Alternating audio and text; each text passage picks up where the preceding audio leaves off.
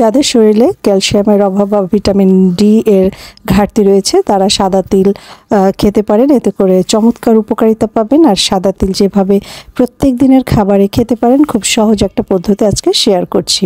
Hello viewers, welcome back to my YouTube channel. This is Seema from Seema's blog and cook.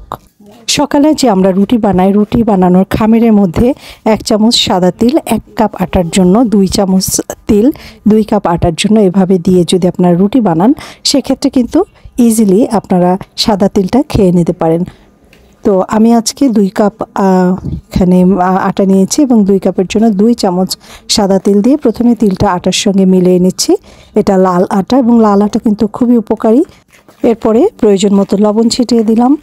আর আজকে আমি গরম পানি দিয়ে আমি লাল আটাটা মেখে নিচ্ছি। প্রয়োজন মতো পানি দিয়ে সুন্দর একটা ডো তৈরি করে তারপর গোল গোল করে লেচি কেটে নর্মালি আমরা যেভাবে রুটি ভাজি ঠিক এভাবেই রুটি ভেজে নিলে আপনার প্রত্যেক দিনের সকালটা শুরু হবে সাদা তিল খেয়ে এবং সারাদিনের জন্য যে ক্যালসিয়াম সেটা কিন্তু আপনি পেয়ে গেলেন।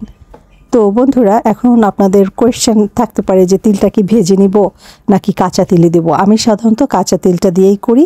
আপনারা চাইলে হালকা একটু টেলে নিতে পারেন, তবে কাঁচা অবস্থাতে এর পুষ্টি গুণাগুণটা বেশি থাকে। একটু তিল মিলিয়ে রুটিটা বানালে এটা খেতেও অনেক টেস্টি হয়। আপনারা চাইলে এটা বানিয়ে ফ্রোজেন করেও আপনারা খেতে পারেন। এই ছিল আজকের টিপস। আশা করি ভালো লেগেছে। সবাই ভালো থাকবেন, সুস্থ থাকবেন। নতুন ভিডিও দেখার আমন্ত্রণ রইল। টাটা।